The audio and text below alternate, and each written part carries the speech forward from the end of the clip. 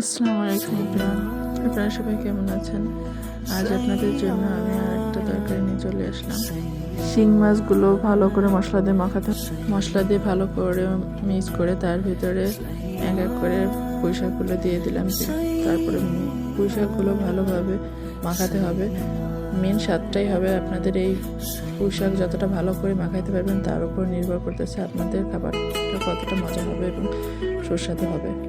তারপর যখন ভালোভাবে মাখানো হয়ে যাবে তার ভিতরে কিছুটা পানি দিয়ে ঢেকে দিতে হবে। ঢেকে দিয়ে কিছু টাইম নাড়াচাড়া করে আবার ঢেকে রাখতে হবে। তারপর এইভাবে করে অনেক টাইম রেখে যখন দেখবেন পুঁই শাকের ডাঁটাগুলো সেদ্ধ হয়ে গেছে, ঠিক তখন আপনাদের পরিমাণ মতন ঝোল রেখে তারপর আপনারা তরকারিটা নামিয়ে নিতে পারবেন।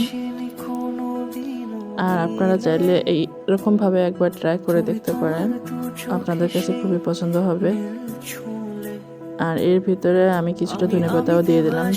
ধনেপাতাতে আলাদা একটা ফ্লেভার আসে, এই কারণে আমার কাছে খুব ভালো লাগে, তাই অধিকাংশ তরকারিতে আমি এই ধনেপাতাটা দিয়ে থাকি। আপনারাও চাইলে দিতে পারেন, দিলে আপনারা তফাৎটা বুঝতেই পারবেন।